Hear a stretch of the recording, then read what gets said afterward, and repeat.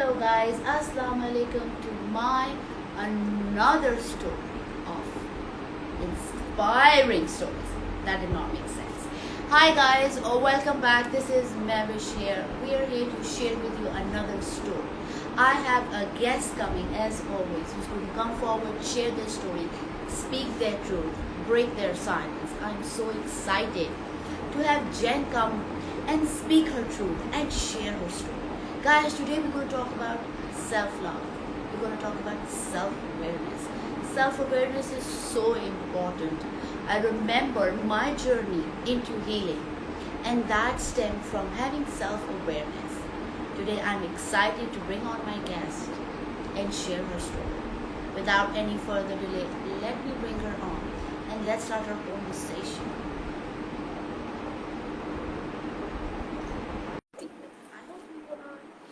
Having a fabulous weekend. I am just connecting with my guest, and I don't know why my wire is everywhere today. I'm gonna fix it. I don't know what's wrong with it.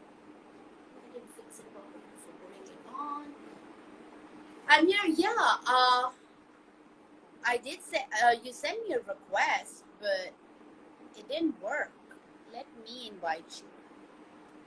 Okay. Jen, give me a second.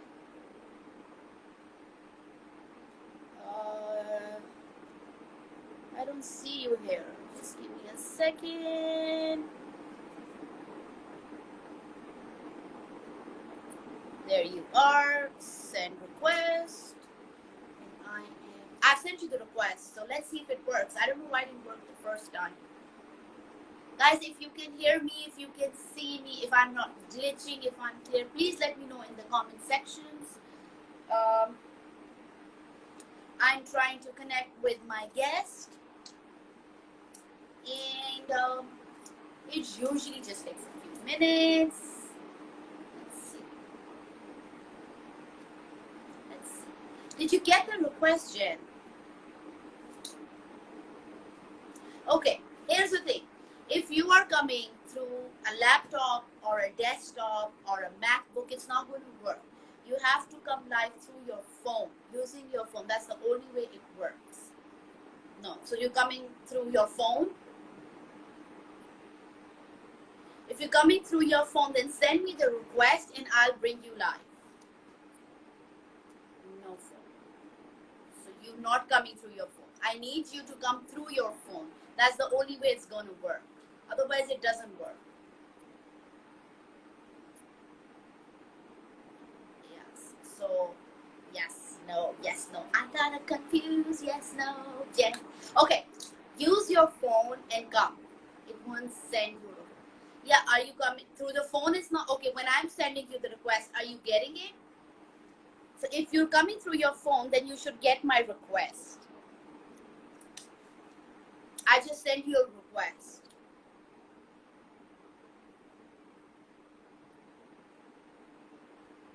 Guys, just bear with us. I'm just trying to get I can hear her. Yeah, here we are. Finally, right? It always happens. It literally always happens. I think people think that if they come through their laptop or their desktop, it's going to work better. It never does. I don't know why. Anyway, welcome to my podcast of Inspiring Stories. I am so grateful for you to come forward and break your silence and speak your truth. It's phenomenal. I think a lot of people right now listening are going to get inspired, are going to get motivated, and that is the purpose. So Jen, before we dive into our conversation, just a little introduction about you, and then we'll take it from there. Sure, absolutely. Thank you so much for allowing me to be here, right? I'm happy to share my story because I really believe that by sharing our story, we can open a space for other people to feel that it's okay to share and with no judgment, love and compassion. So I'm a nurse. I've been a nurse for almost 14 years, healthcare for 18, teach present at the bedside, and 2020. Jen, your voice is breaking up a lot. Can you hear me better now? Yes, now you're clear. I'll get closer to the camera. Yeah. So Yeah, or I'm do a you nurse. have hands free, or if you Well, have that, yeah, that would just help. But I can hear you. If you come closer, I can hear you clear. That's fine. we'll just ride with this, right? Okay, Whatever it right. Yeah, is. yeah, yeah. We're good. So I'm a nurse. I'm a nurse educator. I love what I do. But over the last couple of years, I've really worked on myself, gone within, done a lot of healing work within myself, and come to find out all these other gifts that I have to share with the world. And the way to do that is by speaking up and sharing a story about myself. And that's what I'm on a mission to do, is really to help other people awaken to who they are and not be afraid of speaking their truth. Wow, that is so beautiful. So you said you're a nurse. Before we dive into your story, let's talk about your journey into nursing and with presently knowing what the COVID and the pandemic. I want you to just a little bit share your personal experience being a nurse, how you've gone through this whole pandemic, and what are your insights regarding this whole virus. Hmm. Well, there's a lot of opinions that I have about the whole purpose of the virus, but as it relates to nursing, I've never seen the amount of suffering, grief, death, loss that I have on the scale that we have in the last year and a half. So that's not just for the people who are the patients, but it's for the nurses who are serving them.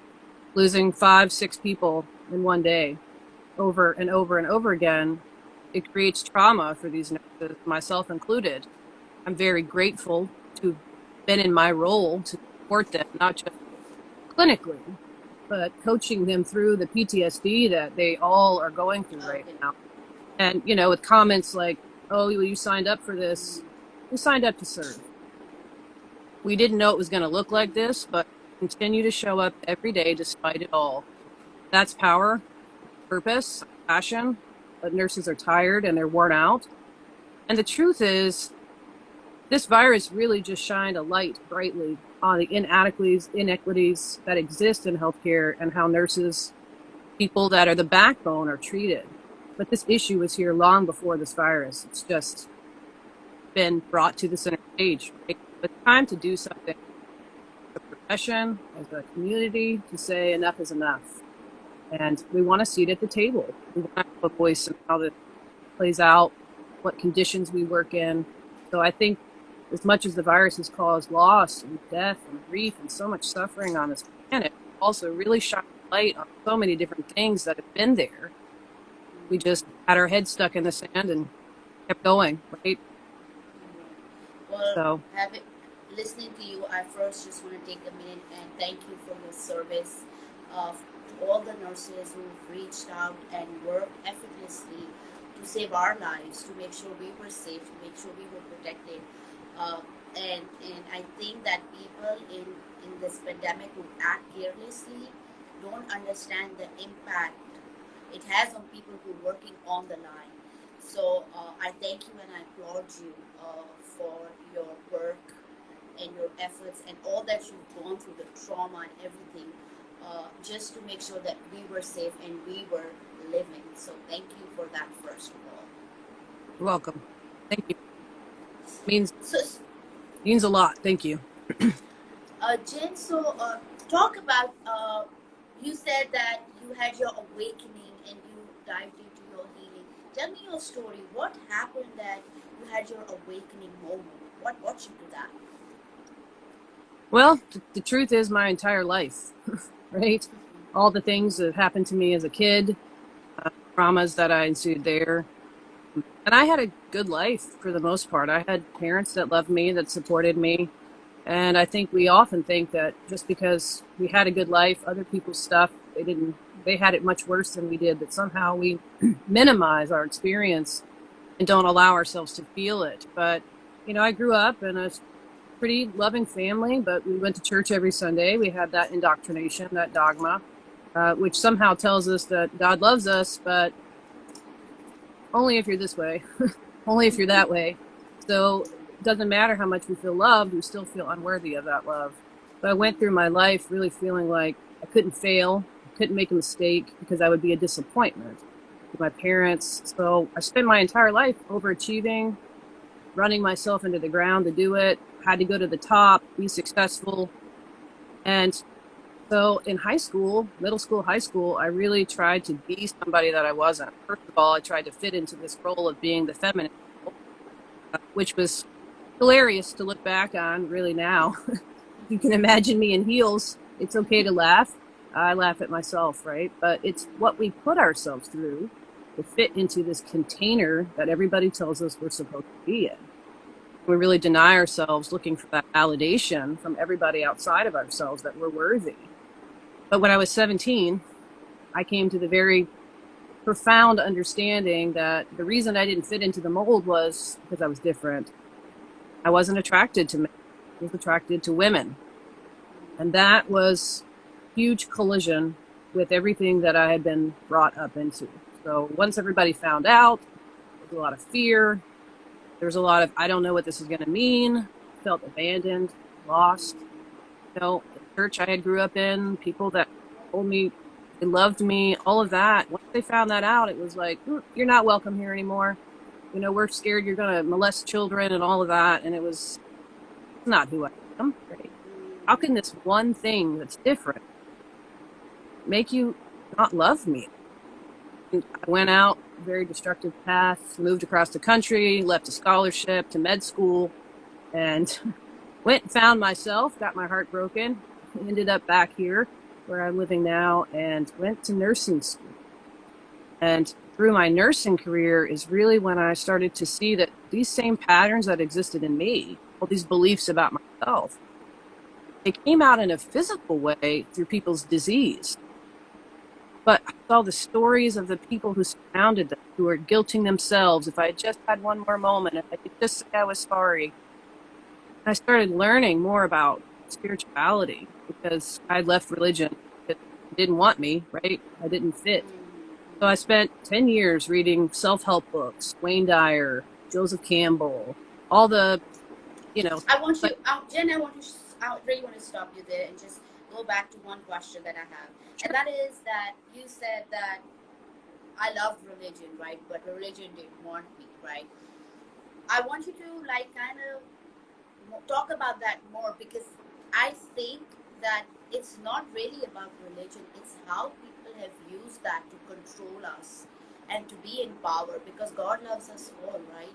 And we all sin in different ways, so we cannot pick and choose that if your sin is different than mine, then I can put you down or humiliate you or put you or insult you or put you on the spot, right? That God is not like that. God loves us all, and we're all being tested through different ways. So I want you to shed some light on that, because you really pointed out that I love religion, but religion didn't love me. So that was something I really want you to pick up on and say something more.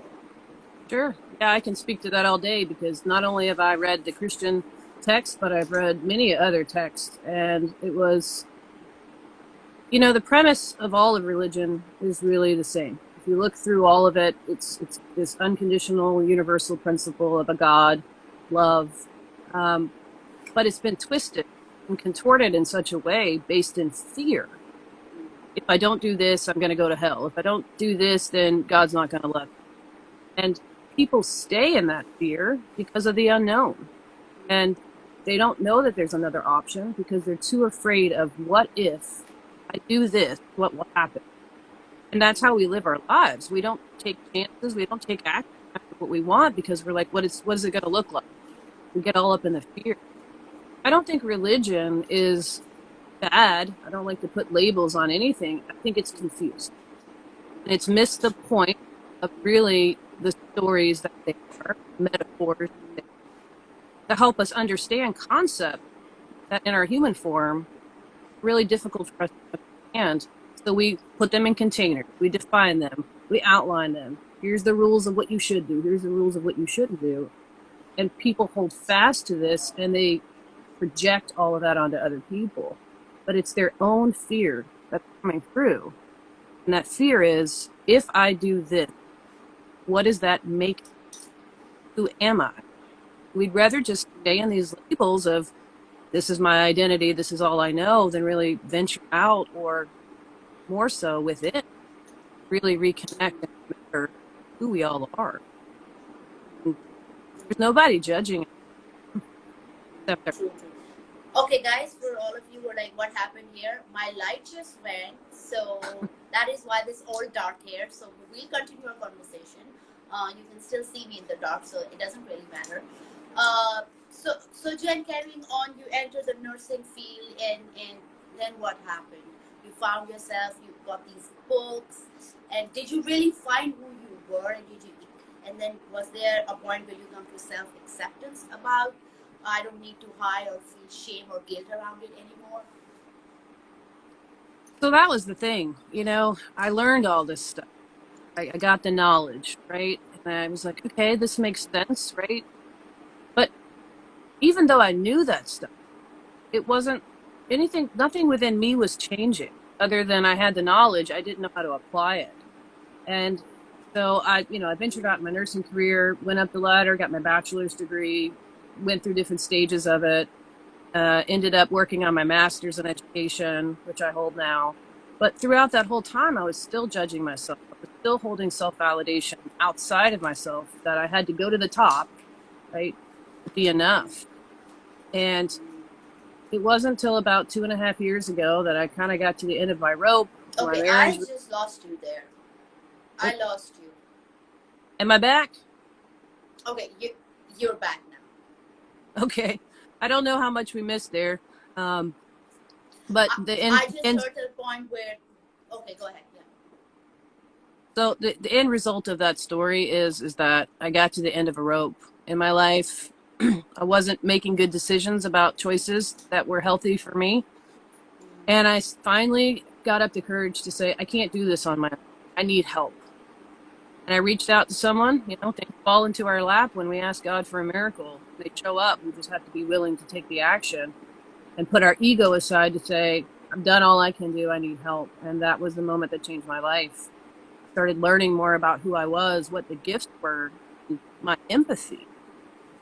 And I knew I was empathic, that I felt other people's stuff, but I had no idea the level of that gift until I started to embrace it as a blessing instead of viewing it. And so it's been a journey. The last 2.5 years, learning more, digging deeper. And it wasn't until I really started working on loving all the parts of myself, not beating myself up, not guilting myself, not shaming myself, taking back the power that I gave away to other people unconsciously, that I have choice in every moment. While I can't control everything that happens outside of me, I do have a choice. Who am I choosing to be? And loving, kind, compassionate to myself. Because the beautiful part of that is when we can truly do that, hold space for ourselves, love ourselves through our mistakes, through choices that didn't turn out the way that we wanted them to, then we're able to do that for other people and see that their choices that don't align with what we would choose to do or that aren't aligned with love, it's simply coming from their own wounds that they have acknowledged. And that's what I'm out on a mission to tell people now is that if you want to heal the world, we got to start with ourselves. And I know that sounds cliche. Gandhi said, you change the world, go home and heal yourself. That didn't make sense until I went through it and realized the power that holds. And my light is bright. Yeah, no fear. Jen, I really love what you're saying, but do you have a hands free? Because sometimes your words break and the flow just falls off. For people who are listening, your story is so inspiring, and I want them really to benefit from it entirely. So, and Yep. while she's connecting on that, okay, Can you hear me now or no? Okay, let's. Yeah, I can hear you better. Let's see if it works well because then your voice. I hope it doesn't break anymore. Uh, Listening to your story, I wanted to really point out a few things, and that was when I hear your story, I understand that because I understand it for myself as well. Is that we are in our own way, whether it's our ego, whether it's how we're defining ourselves. So I think your whole journey took you to this point where one day you're like, I need help. It just stems from you being in your own way. You were living in a bubble that you didn't know anything. that this is the right way. You were shaming and feeling guilty about it, and feeling that your self-worth was defined with how people were going to define you. And I think that for most of us, we are in our own way. I see myself and I go back and I see, okay, nobody was in my ways. Nobody was holding my hand and telling me, right? I was giving the power to others, right? And your story shows that self-awareness is so important. And self-awareness is going to come when you're going to have self-love, right? So self-awareness and self-love go together. You got to have awareness, because if you're not aware, then you're controlled, right? But when you become aware, especially self-aware, it's not about awareness. Awareness is about things you already know that's happening outside of you. But self-awareness is the experience you have within yourself, right? And Yes. when you connect with your inner self and you reflect with your inner self, and like you said, I love myself. I love all parts of me. That's so beautiful. Yes, I love all parts of me. The brokenness of me, the mistakes I've made. Because guess what? My mistakes don't define me, right? They're just feedbacks, right? And I'll tell you, I want to share this with you, because I think you don't know much about my story. But I come from a culture where divorce is, oh, there we are. Divorce is frowned upon. It's looked down upon, and especially my background. So it was something I really had to tell myself that I'm not a bad person. I'm not a bad mother. I'm not a bad daughter. If I choose me, if I choose my happiness, that does not make me bad. And it was a constant, constant reminder for a very long time. It still is sometimes when I sleep, that it is okay. I'm not being selfish. Self love is good, because guess what? When I fill my cup, then I can make everybody around me happy. Because when I don't fill my cup, guess what? I'm scattered, I'm everywhere. And guess what happens? Then you're upset for no reason. Then you're snapping for no reason. You get up in a bad mood and you don't know why. Where is that bad mood coming from? Guess what? We slept fine. So it's so important to have that self-awareness. It's so important to accept yourself. And I think we are conditioned and trained to be hard on ourselves. Because if you're not hard on yourself, guess what? You are not going to be accepted, right? So Of course. I really, right, right. So I really think it's so important to really internalize the fact that self-love is good. Self-awareness is essential. How we cannot let things, society, culture, people control us. We're individuals, right? And each individual is unique and different. So it's really important to accept our uniqueness. I agree. My headset is not working right now, and I have to log It's off okay. to back to work. So I'm just gonna get closer, and you all can see me even closer, right? Yes, yes, yes. Yes, we I can. I agree with you, and self-awareness. I think it. I think that we have so many books and so many self-help books that try to tell us what that is. But again, if we're not applying the knowledge and doing the practices and the tools and all of those things, and really sitting with being uncomfortable. We don't like to be uncomfortable, whether that's in judgment, fear, or guilting ourselves, but they're just keep showing up for one reason. They're asking us to make a different choice. They're saying, can you love this part of yourself instead of pushing it down, instead of trying to deny it? Look at where it comes from. And you're right.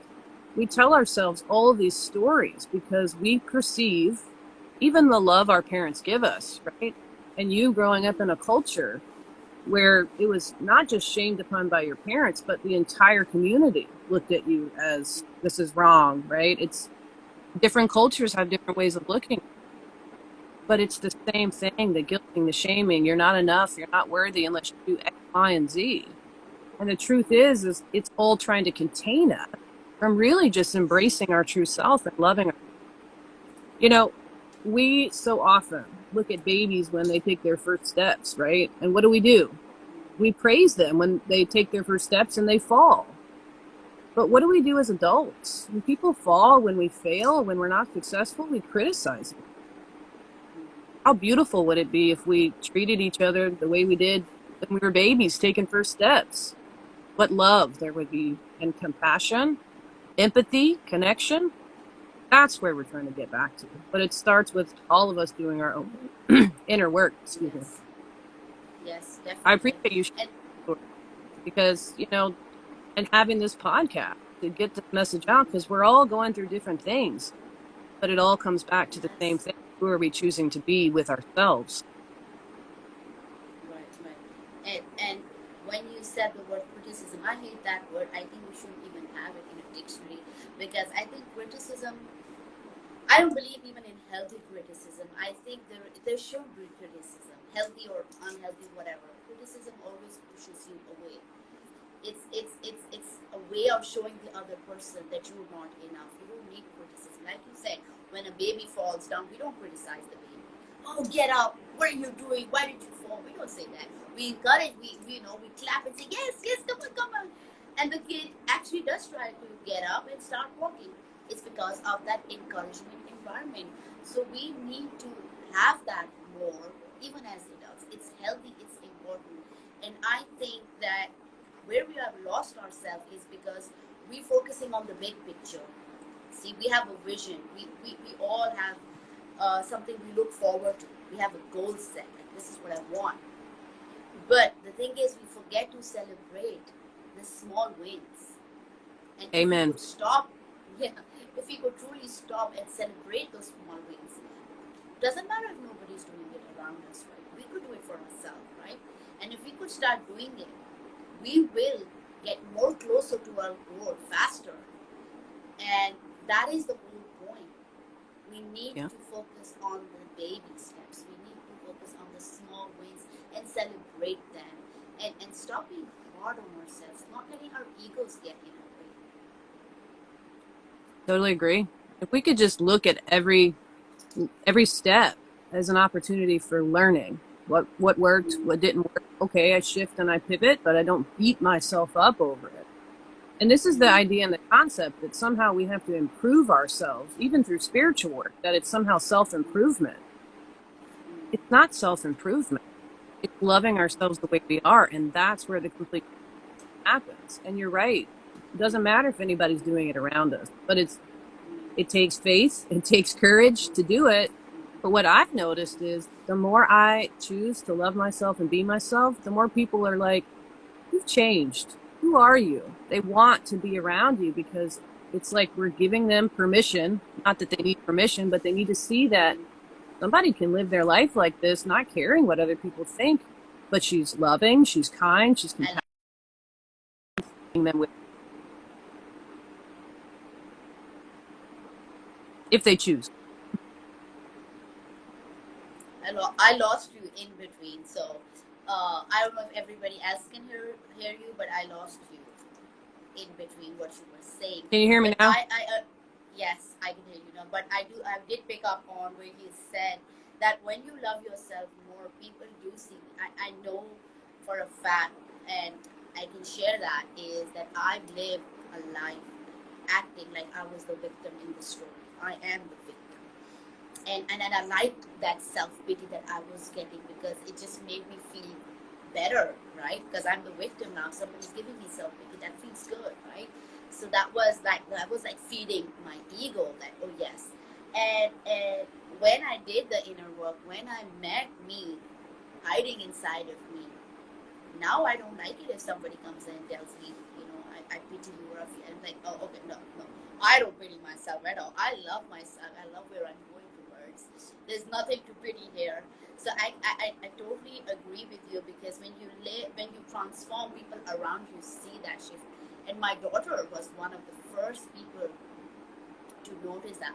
And she came up to me one day and she said, Mama, can I say something? And I said, yeah, you're different. That's what she said. And I was like, okay, what do you mean I'm different? You're saying it in a good way or bad? She said, no, no, no, I mean it in a really good way. And I said, could you explain what you trying to say? And she says, I don't know, there's something about you. I can't point right now, but you're just different, and it feels good to have you this way. Just stay this way. And it was really amazing. But she was just what, 9.5 at that time. Uh, so and I've literally seen when you do the work, when you change, everybody changes. When I was living a life acting like I was the victim here, I was shamed more. People had tons of opinions to throw at me, and I was the loser. I was the bad mom. I was this. So everybody were allowed to label me however they wanted because I was like this because I'm the victim. But when I said, you know what, I'm going to put my shoulder back, I'm going to pick up my chin, and I'm going to walk with grace. So what? I have a failed marriage. That doesn't define. Who cares, right? And guess what? Everybody around me changed. I didn't went up to them and told my story. I didn't validate myself. I just changed. I just changed the way I see myself. And it automatically changed everybody around me. I didn't have to go anymore and tell them, no, I'm not this, I'm not this. There was nothing needed. It just automatically flowed around me. So that is the beauty of self-love, of self-care, of self-acceptance, self-forgiveness. And I really wanted to share that with you right now because I've lived that and I know that. For people listening right now, I want them to own themselves, own your failures. Don't define yourself through them. Don't. They don't define you. They're just here to give you feedback, to tell you, okay, how and what you're supposed to learn from it and move ahead.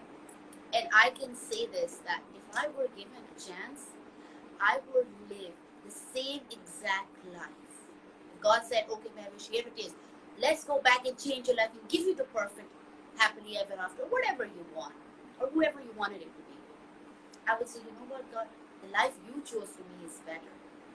Because where I am today, Jen, I was a very narrow-minded person, a very opinionated person, and I didn't have that compassion in me because I was conditioned to believe certain things, to be a certain way. And I, of all the women, was against divorce. I hated it. I said women who get divorced are bad, dirty women because they need to suck it up and live it with their husbands. And guess what? God said, okay, here's your test. It is for you, my dear. Take it. And look where I am. Now I see life through a different lens. And I don't like the old version of me. Thank God that doesn't exist anymore. So for me, if I were to go back, I would live that life again. Although it's going to be hell. But I know where it's going to lead me towards. So right now, if you're suffering, if you're in pain, regardless of whatever it is, I don't know what your story is for viewers. Please know that something beautiful is going to come out of it. Just have faith in yourself and just believe that you are here to learn and not put yourself down. I get chills all over my body just feeling your energy with all of that and the love that's coming off of you. And I think so often everybody really is seeking this, but we're seeking it from outside of ourselves. That's why we keep saying we have to go within because it's been there all along. We have to have the courage and the faith to have the fear of the unknown, but do it anyway. And you're right. On the other side of fear is your freedom. Freedom from judgment, from yourself, from others. Freedom to be who you were made to be. We all have it within us. Just have Yes, to absolutely. Everybody has that power. Yes. Yep. Jen, I know you did say a couple of times that I have the knowledge. I read all these books and everything, but I wasn't taking action, right? Just talk about that. Let's say if somebody here is listening and they're also struggling with taking the action. What is your understanding of taking action? What are some of the tools or strategies that you used for yourself that you could share with people here who are in the similar boat right now? Sure. Well, I mean, the first action was understanding that I really needed help, that I had to make a choice to put my ego on the side because so often us strong women and most of us think that I can read something and I'll just figure out how to do it on my own. But it's like when we go to a gym, right, and we make a resolution that we're going to lose weight and, we fall off that bandwagon a month and we miss and we go, see, I failed again, right? So we just repeat this pattern, this cycle of, I never get anywhere, so why even try? And there's big like you said. So some of the tools that I've used is a beautiful prayer called the Ho'oponopono. It's a really hard word to say, but it's simply 4 phrases. And it helps to heal and ask for clearing from within ourselves of all of those things that we don't really like about ourselves, that we've guilted ourselves, that we've shamed ourselves for. And it's 4 phrases. I love you. I'm sorry. Please forgive me. And thank you. And you just repeat it as often. No effort. You just say it. And the beautiful thing is it works and you don't even have to mean it. But you It's choose. like a mantra, right? Yeah, It's basically done like like an, a mantra.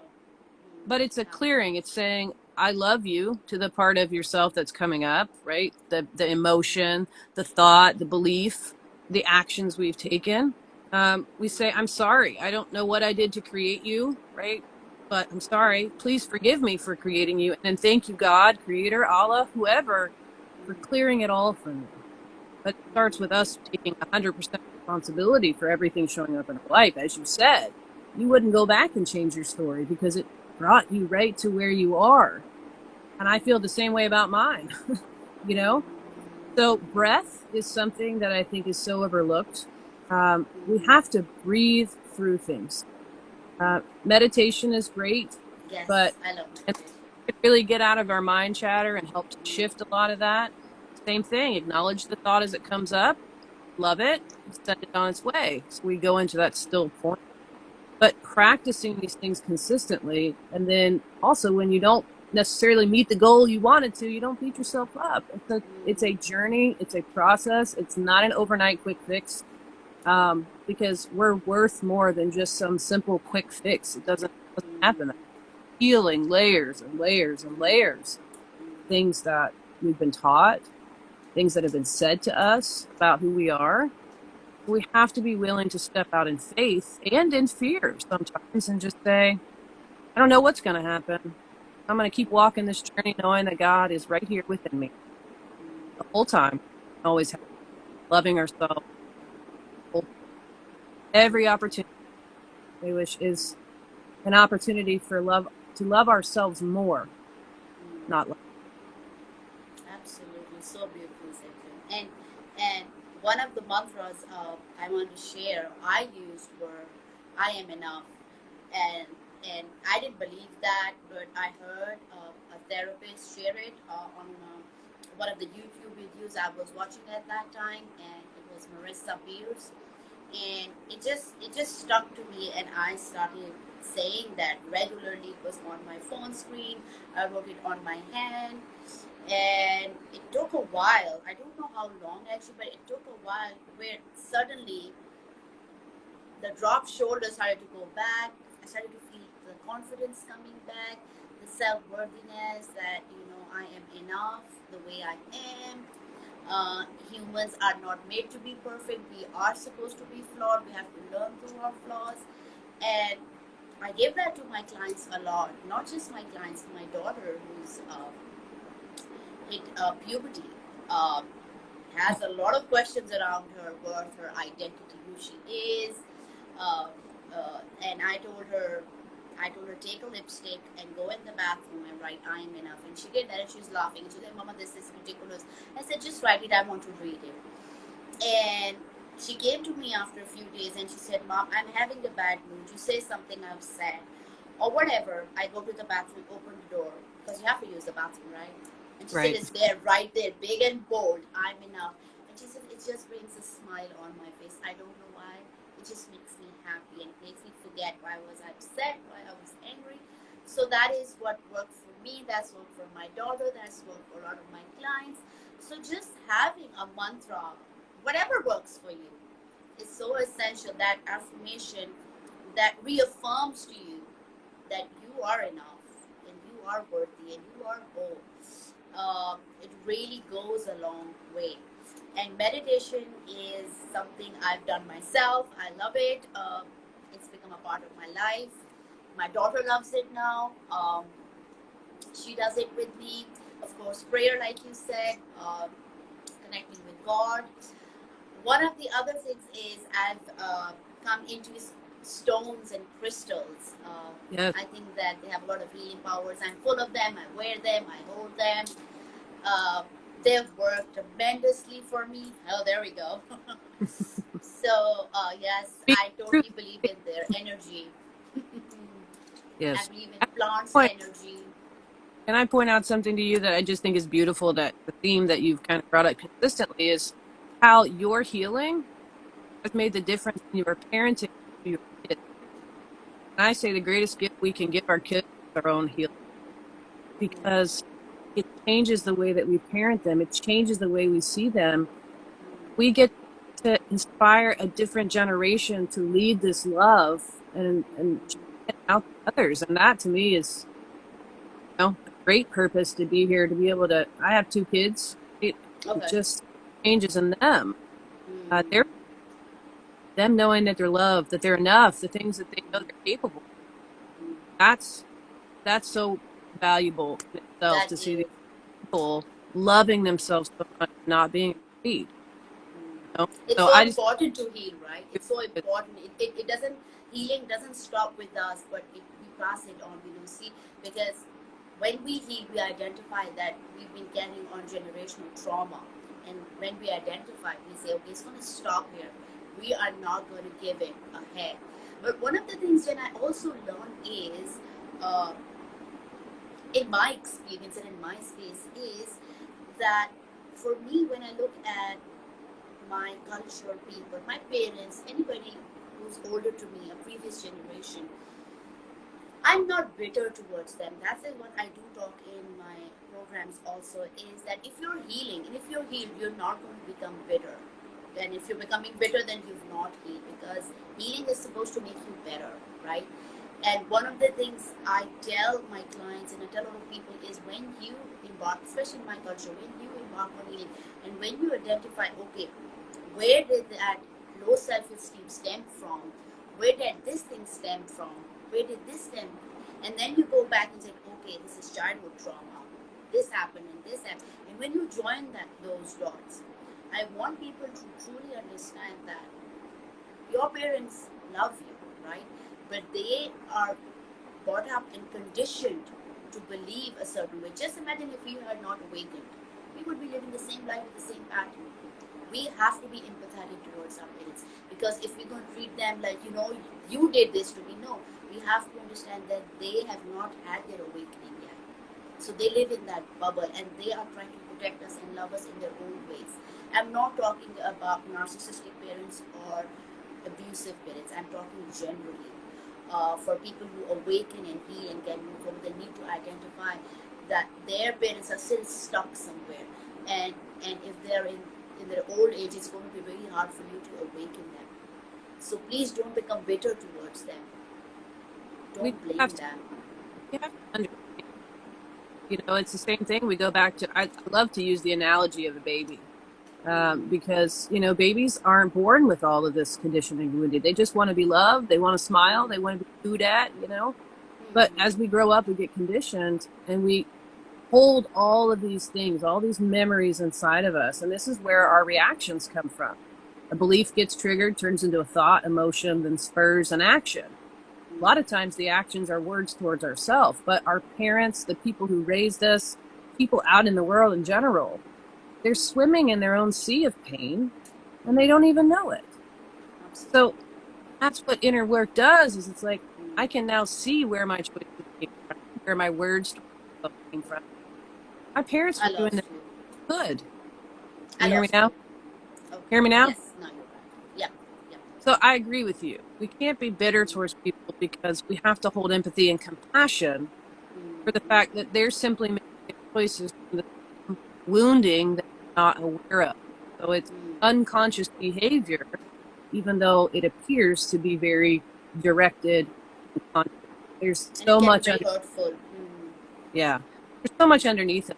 So we do our own work on ourselves, and space for other people to see that, and then they get to make a choice. But you're right. We're not going to them telling them why they're wrong, telling them they Right. should.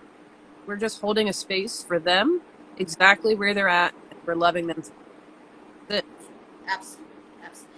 Jen, thank you so much for coming forward and sharing your story, giving us so many tools and strategies to use if you're stuck somewhere. I'm completely inspired and in awe, learning through your story. So much to learn from today. Uh, Final words. What message do you want to give to the audience right now who are listening to you? What would you like to say to them? That you are loved, that you have always been loved, and you have never been alone, even in the times that you've felt that you have been, which I understand.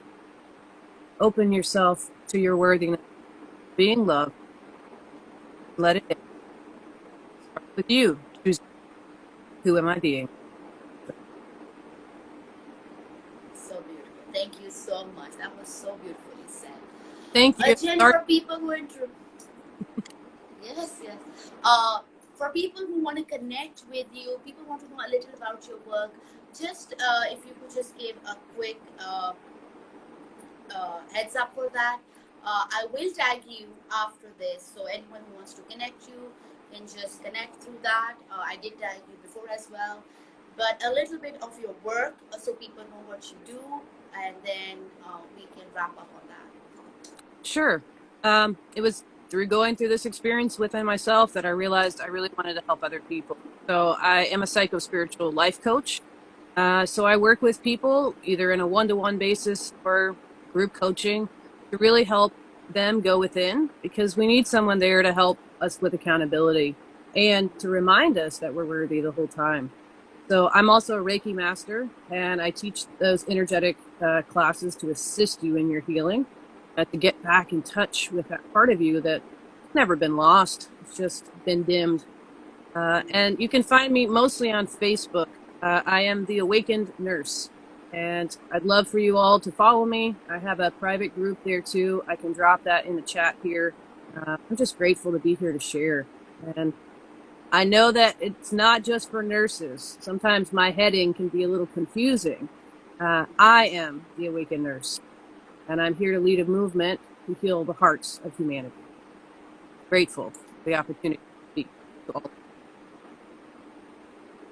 Thank you so much, Jen. Thank you so much for all of you who joined us, who listened to us, guys. I hope that Jen's story inspires you in some way to take the first step. Have faith in yourself and take the first step. One of the hardest things is taking the first step, because once you do, things just flow. So I hope that today you inspired through her to take that first step. Guys, I will tag her, but like she said, she is more on Facebook. So DM her here and get her details and connect with her on Facebook. She has a private group as well. Thank you so much. I'm sending you so much love to you, your family, your kids, everyone. Take care of yourself and have a great weekend. Received with gratitude, my friend, and sent back in abundance. Thank you. Bye bye. Namaste.